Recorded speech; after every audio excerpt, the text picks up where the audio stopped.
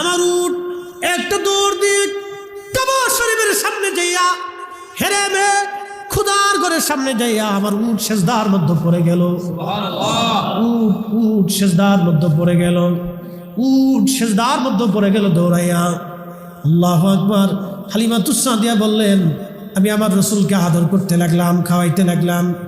স্বামী উট নিয়ে এসে দহন করার জন্য উট দহন করলেন। এক কাতরা দুধ হতো না, যে উটের পাতিল ভরে দুধ নিয়ে আসলেন স্বামী। এসে ডাক দিলেন, হালিমা, টাকা না পাইলে ওই বাচ্চা ছাড়া আমরা তায়েফে ফিরে যাব না রে হালিমা। এটা কেমন বরকতের বাচ্চা রে হালিমা, আজকে উট এত পরিমাণে দুধ দিয়েছে, আমার সংসার যেন বরকতে ভরে গেছে। সারা রাত্র আমরা এমন আরামে আনন্দে কাটাইলাম। হালিমাতুস সাদিয়া বললেন, আমাদের অভাব সেই দিন থেকে দূর হয়ে গেল। নবীরে পাইয়া আমার উট বারবার কাবা শরীফের সামনে যে সেজদায় পড়ে যেতে লাগলো। জোরে বলা যাবে আল্লাহু আকবার।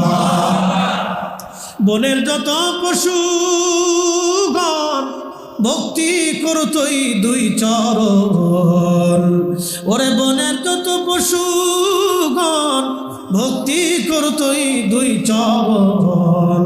মেঘমালা ছায়া দিত গায় গো নবীজি, আপনাকে দেখিবার মনে চায়, আপনাকে দেখিবার মনে চায় গো নবীজি, কোন সাধনে পাইব তোমায়।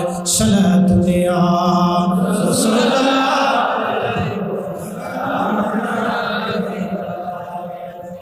সালাতুনে আ রাসূলুল্লাহ, আলাইকুম সালাম ইয়া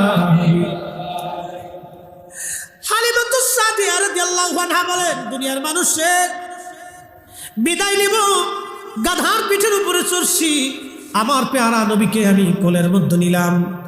হযরতে সাইয়্যিদা আমেনা রাদিয়াল্লাহু আনহা, যিনি ওই জমানার তাহেরা তয়্যিবা। আল্লাহর নবী বলতেন, উম্মত তোমরা শোনো, তুনকালু মিন সালিবিন ইলা রাহিমিন ইজা মাদা আলামু বাদা তবা। আমাকে আল্লাহ সুল থেকে রেহেম, রেহেম থেকে সুল, পর্যায়ক্রমে পৃথিবীতে আদম সফিউল্লাহ থেকে নূরে মুহাম্মদী হযরত আব্দুল্লাহ আমিনার রেহেমের মাধ্যমে দুনিয়াতে আসছে। আল্লাহর নবী বলতেন, ওই নূরে মুহাম্মদী আমি নবী যে রেহেমে যে সেকেমে ছিলাম, তারা ওই জমানার তাহের তয়্যিব, তাহেরা তয়্যিবা। আমার আব্বা ছিলেন তয়্যিব এবং তাহের, আমার মা জননী ছিলেন তাহেরা তয়্যিবা। আমার মায়ের মতো, বাবার মতো পবিত্র পুরুষ, পবিত্র নারী ওই জমানাতে আর একটাও ছিল না। একবার জোরে বলবেন কি মারহাবা। আমার আব্বা আম্মার মতো তাহির এবং তাইয়্যিব না শিরিক, কোনোদিন কোনো মূর্তির সামনে মাথা নত করেন নাই, কোনো পাথরের সামনে মাথা নত করেন নাই। এক আল্লাহ ব্যতীত দ্বিতীয় খোদায় বিশ্বাসী ছিলেন না আমার আব্বা এবং আম্মা। আমার আব্বা আম্মা কুফরি জাহিলিয়াতের কোনো কুকর্ম, কর্ম খারাপি, শরাবি, নাপাকি, হারামি কোনো কাজে আমার আব্বা আম্মার গায়ে বাতাস পর্যন্ত লাগে নাই। সুবহানাল্লাহ বলবেন। কত পবিত্র ছিলেন। আর আমাদের দেশের কিছু পাগল, কিছু অসুস্থ, এরা বলে রসুলের আব্বা আম্মা জাহান্নামী।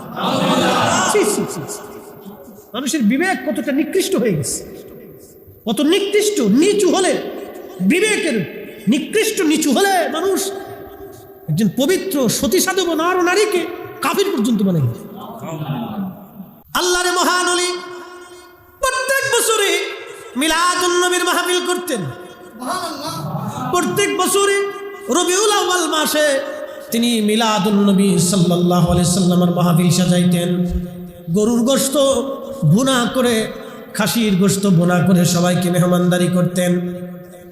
এক বছর দারুণ অভাব এসে গেল, তেমন কোনো ইন্তজাম ওনার কাছে নাই। শাহ ওয়ালিউল্লাহ মুহাদ্দিস দেহলভী রাহমাতুল্লাহ আলাইহি বলেন, আমার আব্বাজান সোলার চনাবুট এনে সবাইকে সোলার চনাবুট রান্না করে মিলাদুন নবী পালন করলেন। মেহমানদারি শেষ হয়ে গেল, বাড়ি চলে গেলেন সবাই। রাত্রিবেলা শাহ আব্দুর রহিম মুহাদ্দিস দেহলভী রাহমাতুল্লাহ আলাইহি ঘুমানো, স্বপ্নের ঘরে দেখতেছে রাহমাতুল্লিল আলামিন তশরিফ এনেছে। বেদাতিরে নবী স্বপ্ন দেখা, বেদাতিরে নবীজি স্বপ্ন দেখায়?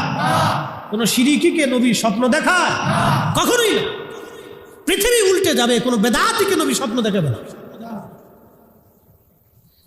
কোন বেদাতিকে নবী স্বপ্ন দেখায় না, কোন পাপিষ্ঠকে নবী স্বপ্ন দেখায় না। আল্লাহর নবী যার উপরে খুশি তাকেই শুধু নবীজি স্বপ্ন দেখান।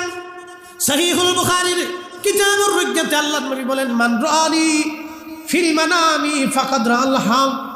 যে আমাকে স্বপ্ন দেখলো সে বাস্তবেই আমি নবীকে দেখলো। যে স্বপ্ন দেখেছে সে বাস্তব নবী দেখেছে। আমি নবী নিজে গিয়েছি, নবী গেছি, ছবি যাই নাই। নবী আসে, ছবি আসে না। নবী নিজে স্বপ্নে আসেন, ছবি আসে না। আল্লাহর নবী বললেন, যে আমাকে স্বপ্ন দেখেছি সত্যি সে আমি নবীকেই দেখলো। কারণ আমি নবীর সুরত শয়তান ধরতে পারে না। পৃথিবীর সব কিছুর সুরত শয়তান ধরতে পারে, কিন্তু আমি নবীর সুরত শয়তান ধরতে পারে না। আমি নবী স্বপ্ন দেখা দিলাম তো বাস্তবেই দেখা দিলাম। আমি নবী কথা বললাম তো বাস্তবেই কথা বললাম।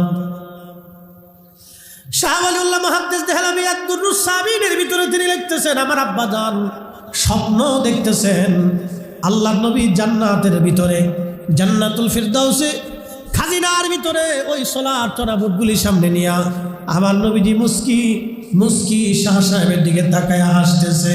জোরে বলা যাবে কি সুবহানাল্লাহ? শোনেন, এগুলি আমরা নিয়ে অনেক সময় আজের ঝগড়া করি।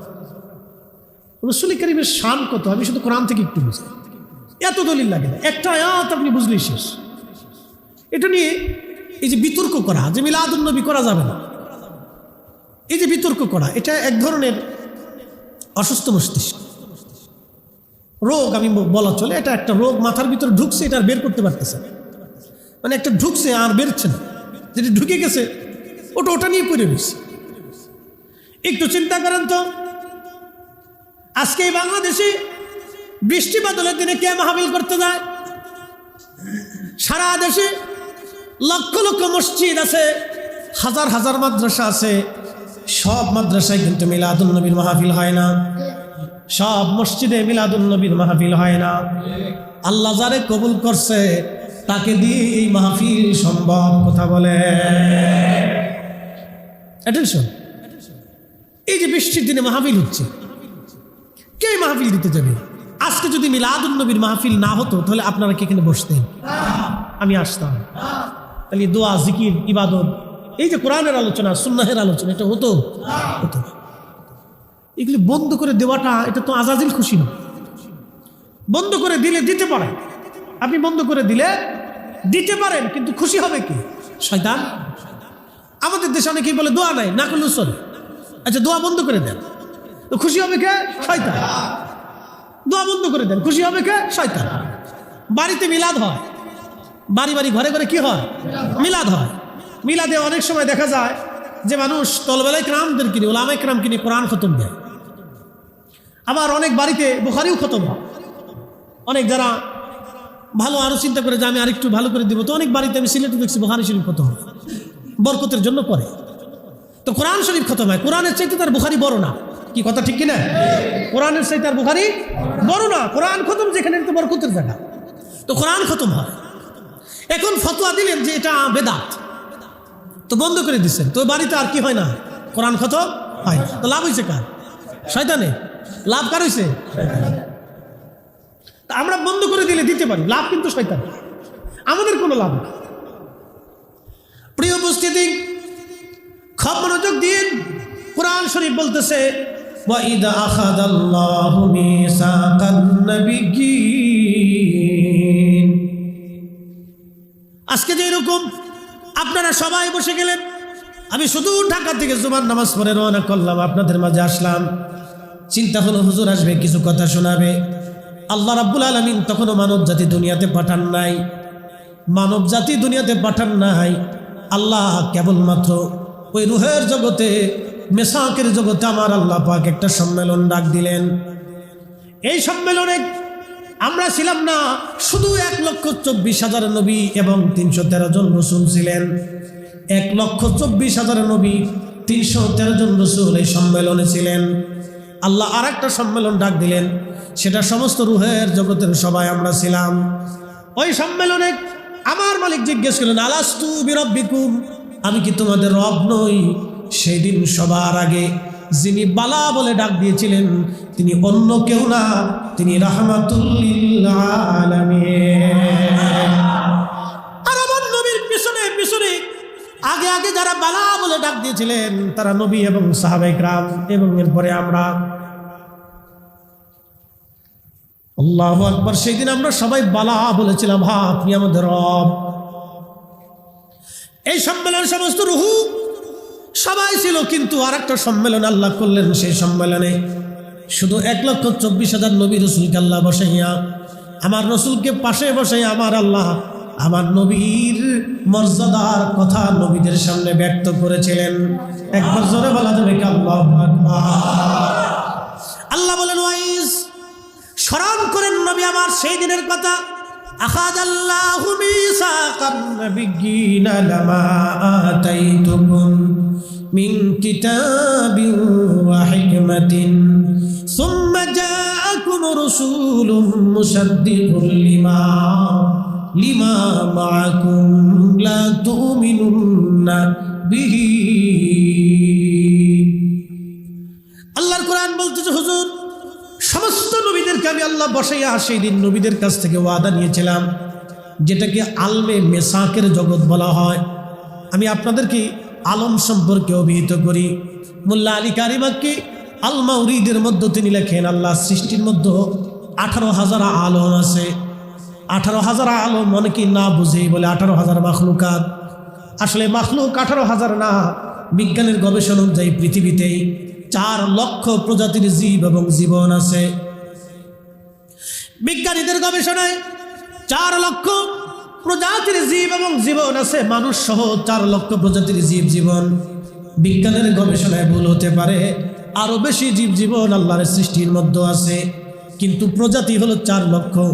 মানুষ, গরু, ছাগল, হাঁস, মুরগি, ভেড়া, বকরি, কুত্তা, বিলাই, যত প্রজাতির জীব জানোয়ার সৃষ্টির মধ্যে আছে সব মিলে 4 লক্ষ প্রজাতির জীব জানোয়ার। 4 লক্ষ প্রজাতির জীব আল্লাহর পৃথিবীর মধ্যে আছে। মোল্লা আলী কারি লিখতেছেন 18,000 মাখলুক না, 18,000 আলম। আলম মানে জগৎ, আলামিন মানে জগৎ সমূহ। আলমকে একটা জগৎ বোঝানো হয়, যে পৃথিবীর মধ্যে আপনি আছেন এই পৃথিবীটা একটা জগৎ। এই পৃথিবীর পরে কবরের জগতে আপনি চলে যাবেন, সেটা আলমে বারজাখের জগৎ, কবরের জিন্দেগি বলা হয়। এখন আপনি আছেন দুনিয়ার জগতে, তার আগে ছিলেন আপনি রেহেমের জগতে। আলমুর রেহেম, মায়ের পেটের ভিতরে 6 মাস সর্বনিম্ন সীমা, কারো 10 মাসও হতে পারে, 8 মাসও হতে পারে, 7 মাসও হতে পারে, 9 মাসও হতে পারে, কিন্তু সর্বনিম্ন সীমা হলো 6 মাস। মায়ের রেহেমের ভিতরে আল্লাহ আপনাকে তৈরি করলেন। কোরআন বলতেছে, বাদা খালকাল ইনসানি মিন তিন, আমি মানব জাতির সৃষ্টির সূচনা করেছি মাটি থেকে, আমি মানুষের সৃষ্টির সূচনা করলাম।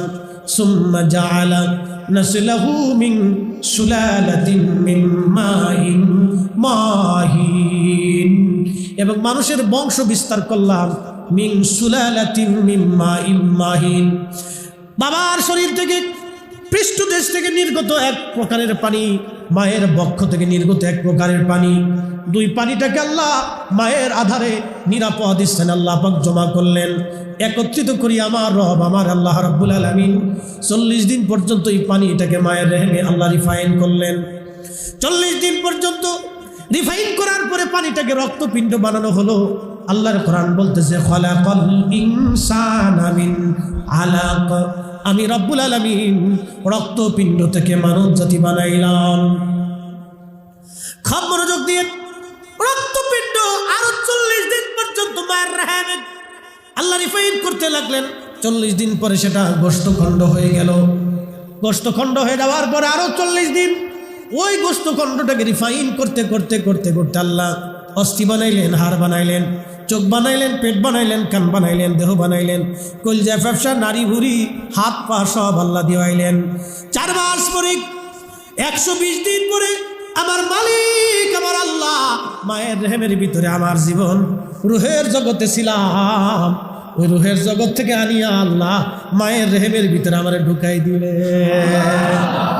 কোরআন বলতেছে তোমার হায়াত মৌত জিন্দেগি আমি রব্বুল আলামিন, আমি আল্লাহ এই হায়াতি মৌতি জিন্দেগি আমি আল্লাহ রব্বুল আলামিন নির্বাচন করলাম, সৃষ্টি করলাম আমি আল্লাহ পরীক্ষা করার জন্য। আইয়ুকুম আহসানু আমালা, কে উত্তম আমল করো, ভালো আমল করো, আমি রব্বুল আলামিন সেটা দেখব। দেখার জন্যই তোমাকে দুনিয়াতে হায়াত এবং মৌত আমি আল্লাহ সৃষ্টি করলাম। অ্যাটেনশন, মনোযোগ দেন। হায়াত মৌত সৃষ্টি করছে কে? আল্লাহ। হায়াত মৌত সৃষ্টি করছে কে? আল্লাহ। এই মৃত্যুরও একদিন মৃত্যু হয়ে যাবে। এই যে মরণ, এই মরণেরও একদিন মরণ হয়ে যাবে। মৃত্যুরও আল্লাহ একদিন মৃত্যু দিবে, সেটা হাসরের মাঠে আল্লাহ মৃত্যুকে মৃত্যু দিয়ে দিবে। ওই সময় থেকে আর কেউ মৃত্যু হবে না, মরণেরও মরণ হয়ে যাবে। ওই সময় থেকে আল্লাহ আর কারো মৃত্যু আল্লাহ রাব্বুল আলামিন দিবেন না, মৃত্যুর মরণ হবে। আল্লাহ বললেন তোমাদের জীবনে পৃথিবীতে আমি আল্লাহ তোমাদেরকে পাঠাইলাম একটা কারণে, আইয়ুকুম আহসানু আমালা, কে উত্তম আমল করো, ভালো কাজ করো, আমি সেটা দেখব। পৃথিবীর মধ্যে কে ভালো কাজ করো আমি আল্লাহ সেটা দেখব। সেটা দেখার জন্যই আমি রব্বুল আলামিন তোমাদেরকে পাঠাইলাম। খুব মনোযোগ দিয়ে আল্লাহ রব্বুল আলামিন দুনিয়াতে আমাদেরকে পাঠাইলেন। দেখেন আমাদের হাতে কোনো ক্ষমতা নাই, শক্তি নাই। ওই যে রেহেমের জগতে, রুহের জগতে ছিলাম, আলমে আরফাতে ছিলাম, সেখান থেকে আল্লাহ রেহেমের জগতে আনলেন। রেহেম থেকে আমার আল্লাহ পাক দুনিয়ার জগতে আনলেন। দুনিয়ার জগৎ থেকে আমার আল্লাহ কবরের জগতে নিয়ে যাবেন। কবরের জগৎ শেষ হয়ে যাওয়ার পরে আমার রব আমাদেরকে আবার হাসরের জগতে উঠাবেন। যেটা বলা যাবে সুবহানাল্লাহ। এই সব জগতের রব কে? আল্লাহ। রব কে? আল্লাহ। রহমত কে? আল্লাহ। রহমত আল্লাহ না তো, রহমত নবী। রব কে? আল্লাহ। রহমত কে? নবী। রব কে? আল্লাহ। রহমত কে? নবী। রুহের জগতের রহমত নবী, রুহের জগতের রব কে? আল্লাহ। রহমত কে? নবী। রেহেমের জগতের রব কে? আল্লাহ। রহমত কে? নবী। দুনিয়ার জগতের রব কে? আল্লাহ। রহমত কে? নবী। কবরের জগতের রব কে? আল্লাহ। রহমত কে? নবী। হাসরের ময়দানের রব কে? আল্লাহ। রহমত কে? নবী। জান্নাতের জগতের রব কে? আল্লাহ। রহমত কে? নবী। আপনি রাসূলকে বাদ দেওয়ার তো কোনো সুযোগ নেই, আল্লাহ নিজেই জড়াই রাখছে।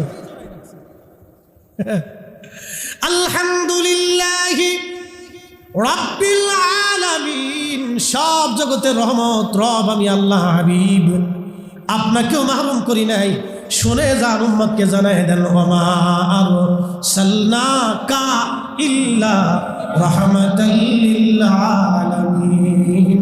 চিৎকার করে জোরে বলেন মারহাবা। শ্রেষ্ঠ নবী দিলাম রে তরিয়ে নিতে রোজ হাসরে, শ্রেষ্ঠ নবী দিলাম রে তরিয়ে নিতে রোজ হাসরে।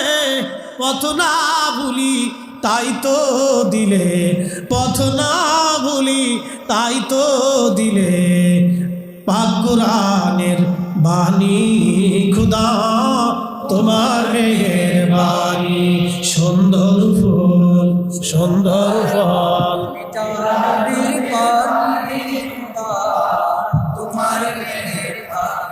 খুদা তোমার মেহেরবানি। এতক্ষণ আপনাদেরকে জগৎ চিনাইলাম, কি চিনাইলাম?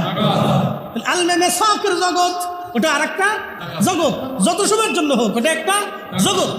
আল্লাহর কোরআন বলতেছে ওয়াইদ আখাযাল্লাহু মিসাকান নাবিয়্যিনা লামা আতাইতুকুম মিন কিতাবিন ওয়া হিকমা।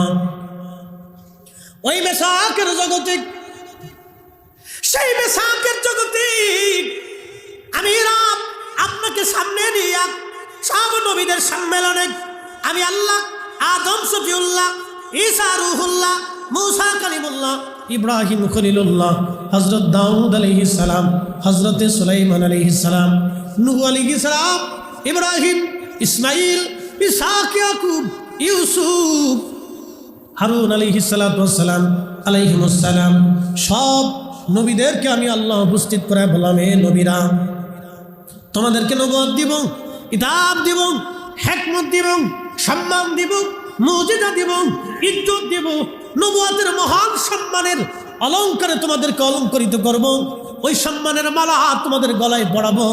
কিন্তু শর্ত হলো সুম্মা জাকুম রাসূল, আমার যে রসুল দেখতেছো এই রসুল যদি তোমাদের মাঝে যায়, আমার যে নবী দেখতেছো, দেখেন তখন নবীরা নবুয়ত পাই নাই, নবুয়ত পাই নাই। একসাথে বলবেন আল্লাহু আকবার। নবুয়ত ধরে বলেন আল্লাহর ভাষায় নবুয়ত কখনো আল্লাহ তাদেরকে উপস্থিত করেছেন মেসাকের জগতে। কিসের জন্য? আল্লাহ ওয়াদা দেওয়ার জন্য। নবুয়ত দিব, কিন্তু শর্ত হলো আমার এই রসুল। আল্লাহু আকবার। তখনও আমাদের নবী আল্লাহর দরবারে রসুল মনোনীত। আল্লাহু আকবার। আমি বলছি না কোরআন বলছে, আমি বলছি না কোরআন বলছে। যারা কোরআন বুঝে, কোরআন মানে, তাদের কাছে মিলাদুন নবীর বেশি দলিল লাগে না। ইব্রাহিম আলাইহিস সালামের নাম দুরূদের মধ্য দিয়ে নবীজি কৃতজ্ঞতা প্রকাশ করে গেলেন, ইব্রাহিম আলাইহিস সালামের সম্মান বাড়ায় দিয়ে গেলেন। কারণ তিনি ইব্রাহিম আলাইহিস সালাম আমার নবীর জন্য দোয়া করতেন, আল্লাহ আমার নসলে পাঠায়ো, আমার বংশে তুমি আখিরি নবী পাঠায়ো, আখিরি নবী পাঠায়ো। সবসময়ের জন্য এই দোয়া করতেন।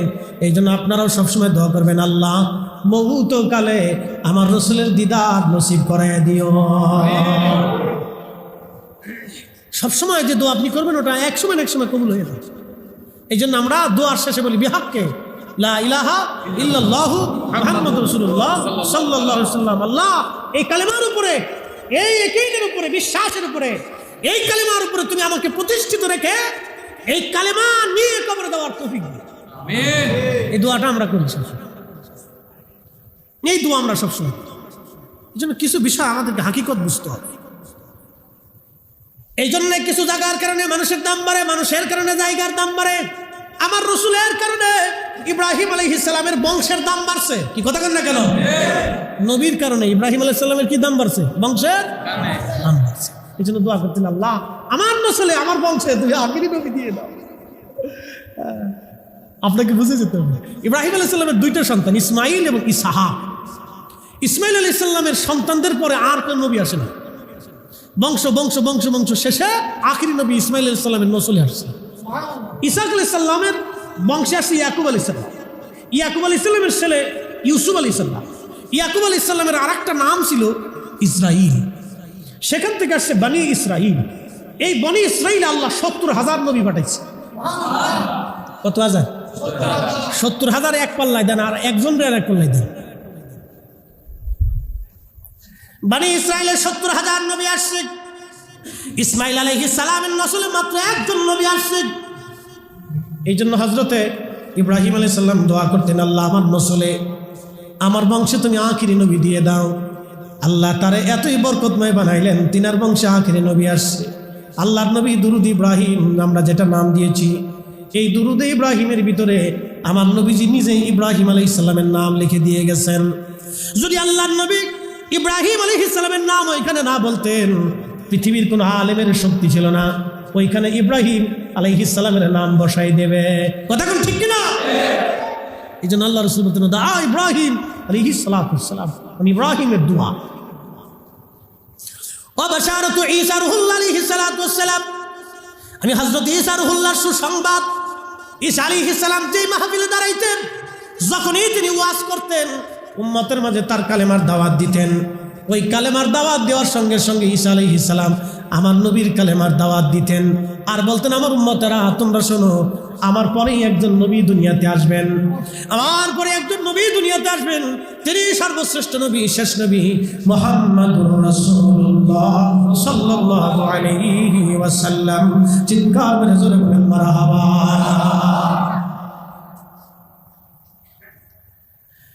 আল্লাহর নবী আরো ডাক দিয়ে বলেন, সাহাবীরা আরে তোমরা শুনিয়া নাও সাহাবীরা, আল্লাহ রাব্বুল আলামিন যখন আমার মায়ের রহম থেকে দুনিয়াতে আমার আনলেন, আমার মা দেখলেন খারাজা মিনহা নূর, আমার মায়ের ভিতর থেকে নূর মুবারক বের হয়ে যায়। জোরে জোরে কি মুবারক? জোরে বলেন কি কি বের হয়? নবী নিজে বলতেছেন, আমি মাঠ থেকে আসার সময় মা দেখছে নূর। শুধু নূর দেখেনি নাই, নূরের আলোতে সিরিয়ার রাজপ্রাসাদ, শামের প্রাসাদ, কুসুর শামের রাজপ্রাসাদ পরিষ্কার দেখা গেছে। আরব থেকে, মক্কাতুল মুকাররমা থেকে, জাবাল আবু কুবাইসের পাহাড়ের পাদদেশে, আল্লাহর হাবিবের পবিত্র গৃহ মুবারক, ঘর মুবারক থেকে হযরতে হামিনা রাদিয়াল্লাহু আনহা তিনি দেখেছেন কুসুর শাম, সেই নূরের আলোতে শামের রাজপ্রাসাদ দেখা যাচ্ছে। সেটা রোমানদের রাজপ্রাসাদ ছিল, রোমান সাম্রাজ্যের রাজধানী ছিল। সেই প্রাসাদ পরিষ্কার মতো দেখা যাচ্ছে। একসাথে বলা যাবে আল্লাহু আকবার। এখন বলেন হেদায়েতের আলো না অরিজিনাল আলো? অরিজিনাল আলো। হেদায়েতের নূর না অরিজিনাল নূর? অরিজিনাল নূর। আল্লাহর নবী ওই সময় সৃষ্টিতে আসার সময় অরিজিনাল নূর হয়ে এসেছিলেন। এখন আপনি মানলেও মানতে পারেন, না মানলেও মানতে পারেন। ধর্ম তো জোর করে মানানোর কিছু নাই। জোর করে মুসলমান বানানো যায়? অধিকার আছে ইসলামে যে গলার মধ্যে ছুরি দিয়ে রেখে বেটা কালমা পড়? যদি এটা হতো তাহলে সৃষ্টিতে মানুষত্ব থাকতো না।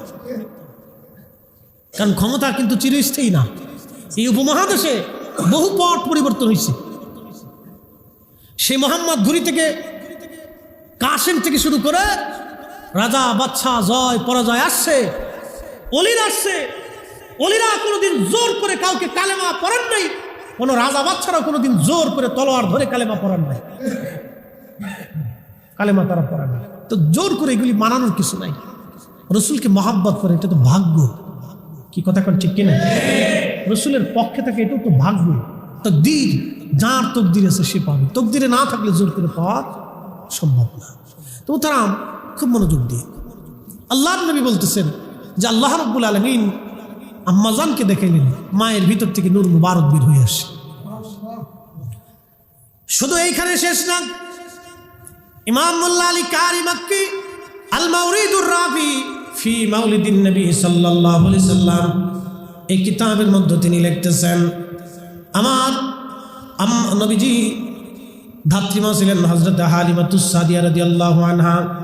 তিনি আসতেছিলেন মক্কাতুল মুকাররমায় ধাত্রীমা হওয়ার জন্য। হযরত হালিমা বললেন, দুনিয়ার মানুষে আমার ঘরের মধ্যে বড় অভাব এসে গেল, ক্ষুধার কারণে আমি জীর্ণ শীর্ণ হয়ে গেলাম, আমার উটের দুধ পর্যন্ত কমে গেল, গাধা পর্যন্ত দুর্বল হয়ে গেল, আমার ছোট্ট বাচ্চাটা দুধ না পেয়ে জীর্ণ শীর্ণ হয়ে গেল, এতই পরিমাণে অভাব। চিন্তা করলাম মক্কাতুল মুকাররমে একবার যাইয়া যদি একটা বাচ্চা ধাত্রী হিসেবে নিয়ে আসতে পারি তাহলে মোটা অঙ্কের কিছু পয়সা করে আমি পাব। সেই আশা নিয়ে সুদূর তায়েফ থেকে রওনা করলাম। যারা হালিমাতুস সাদিয়া রাদিয়াল্লাহু আনহার বাড়ি তায়েফে গিয়েছেন সেটা বহু দূর, এখন তো রাস্তা হয়ে গেছে, তখন রাস্তাঘাটও ছিল না।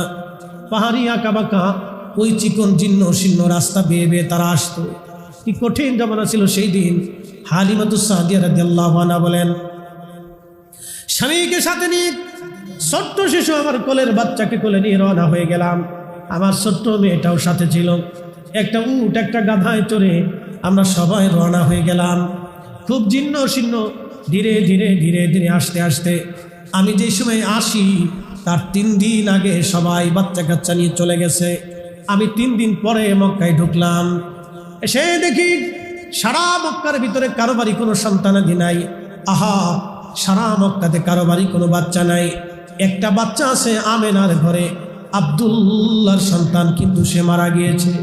তারা গরিব, বাবা ঘরে নাই, কে আমাদের এই ভরণ পোষণ দিবে? অর্থ গরিব, কে বিনিময় দিবে?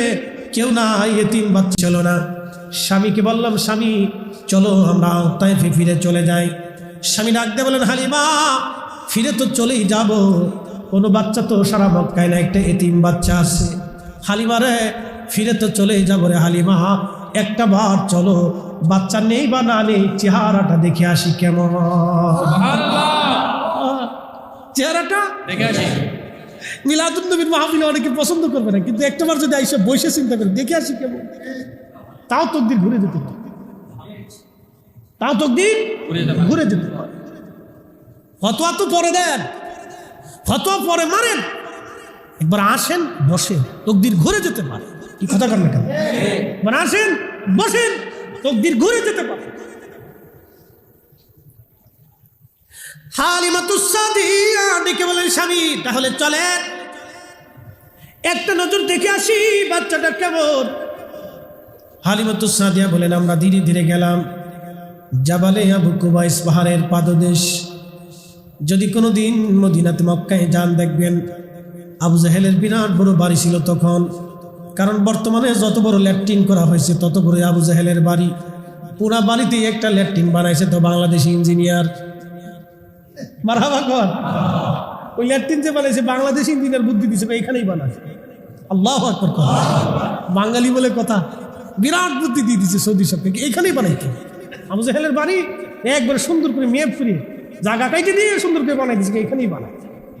সারা জীবন হাজিরা সন্তুষ্ট হবে, আসবে একটু কুত্তে হইলেও বুঝতে দিয়ে দেয়।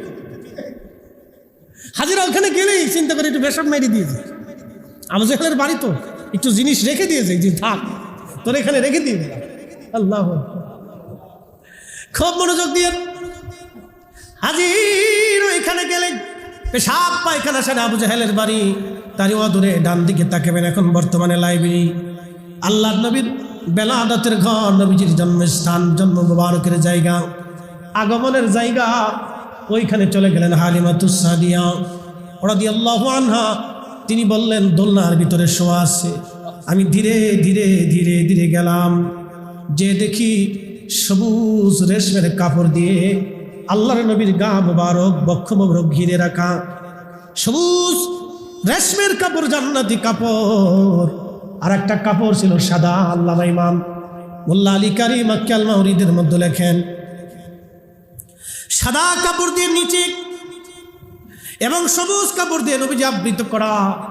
এত সুন্দর ঘ্রাণ আসতেছিল, এতই চমৎকার ঘ্রাণ। হালিমা বলতেছে, দুনিয়ার মানুষে আমি যখন চেহারার দিকে তাকাইলাম, দেখলাম মানুষ এত সুন্দর হতে পারে কখনো কল্পনাতে ছিল না। একবার জোরে বলা যাবে কি ইয়া রাসূলুল্লাহ? ভুবনের প্রিয় মুহাম্মদ এলো রে দুনিয়ায়, সাগর আকাশ বাতাস রে সাগর আকাশ বাতাস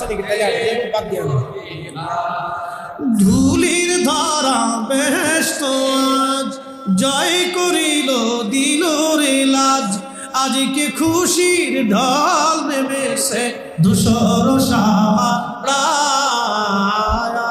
রে সাগর আকাশ বাতাস রে সাগর আকাশ বাতাস দেখামে না মায়ের কোলে দোলে শিশু ইসলাম দোলে, কচি মুখে শাহাদাতের বাণী সে শোনায়। আয় রে সাগর আকাশ বাতাস আয় রে সাগর আকাশ বাতাস। প্রিয় মুসলমান, খুব মনোযোগ দিয়ে আল্লাহর নবী হালিমাতুস সাদিয়া রাদিয়াল্লাহু আনহা বলেন, দুনিয়ার মানুষে এত সুন্দর চেহারা আমি কোনোদিন আর দেখি নাই। চেহারাখানা দেখার পরে আমি ওই নবীর মায়ায় পড়ে গেলাম, আমি রসুলের মহাব্বতে ভালোবাসায় আমি আবদ্ধ হয়ে গেলাম। স্বামীরে বললাম, স্বামী পয়সা দাও বা না দাও, পাই বা না পাই, এই সন্তান না নিয়ে আমি যাব না। মানুষ এত সুন্দর কি করে হতে পারে, বাচ্চা এত সুন্দর কি করে হতে পারে। দেখবেন মায়েরা ছোট ছোট বাচ্চা দেখলে তারা আদর করে, আল্লাহ তাদের কলিজার ভিতরে বাচ্চাদের প্রতি ভালোবাসা দিয়ে দেয়।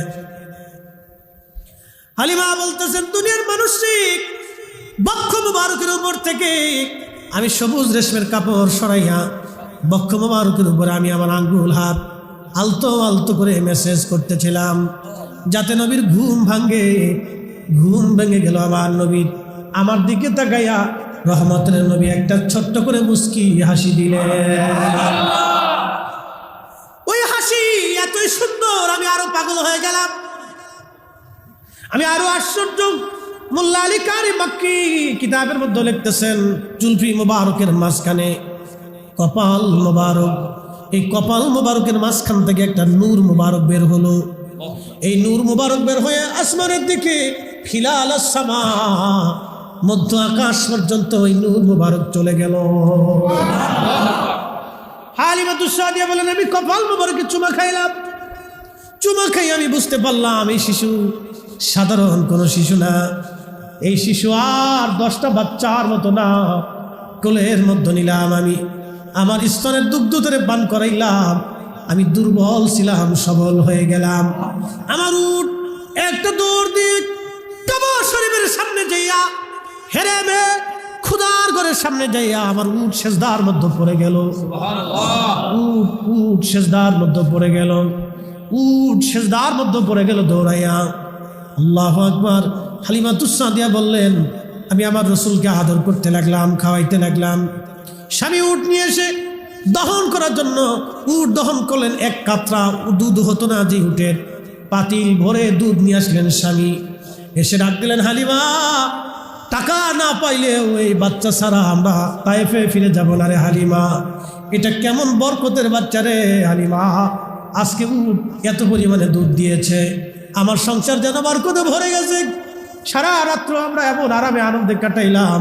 হালিমাতুস সাদিয়া বললেন, আমাদের অভাব সেই দিন থেকে দূর হয়ে গেল। নবীরে পাইয়া আমার উট বারবার কাবা শরীফের সামনে যেয়ে সেজদায় পড়ে যেতে লাগলো। জোরে বলা যাবে আল্লাহু আকবার। বনের যত পশুগণ ভক্তি করতই দুই চরণ, ওরে বনের যত পশুগণ ভক্তি করতই দুই চরণ। মেঘমালা ছায়া দিত গায় গো নবীজি, আপনাকে দেখিবার মনে চায়, আপনাকে দেখিবার মনে চায় গো নবীজি, কোন সাধনে পাইব তোমায়। সালাতু ইয়া রাসূলুল্লাহ,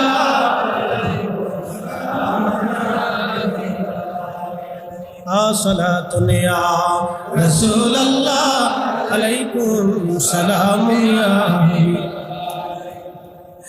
হালিমাতুস সাদিয়া রাদিয়াল্লাহু আনহা বলেন, দুনিয়ার মানুষের বিদায় নিব, গাধার পিঠের উপরে চড়ছি, আমার পেয়ারা নবীকে আমি কোলের মধ্যে নিলাম।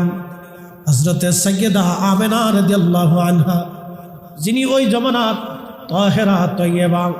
আল্লাহর নবী বলতেন, উম্মত তোমরা শোনো, তুনকালু মিন সালিবিন ইলা রাহিমিন ইজা মাদা আলামুন বাদা তবা। আমাকে আল্লাহ সুল থেকে রেহেম, রেহেম থেকে সুল, পর্যায়ক্রমে পৃথিবীতে আদম সফিউল্লাহ থেকে নূরে মুহাম্মদী হযরত আব্দুল্লাহ আমিনার রেহেমের মাধ্যমে দুনিয়াতে আসছে। আল্লাহর নবী বলতেন, ওই নূরে মুহাম্মদী আমি নবী যে রেহেমে যে সেকেমে ছিলাম, তারা ওই জমানার তাহের তয়্যিব, তাহেরা তয়্যিবা। আমার আব্বা ছিলেন তয়্যিব এবং তাহের, আমার মা জননী ছিলেন তাহেরা তয়্যিবা। আমার মায়ের মতো, বাবার মতো পবিত্র পুরুষ, পবিত্র নারী ওই জমানাতে আর একটাও ছিল না। একবার জোরে বলবেন কি মারহাবা। আমার আব্বা আম্মার মতো তাহির এবং তাইয়্যিব না শিরিক, কোনোদিন কোনো মূর্তির সামনে মাথা নত করেন নাই, কোনো পাথরের সামনে মাথা নত করেন নাই।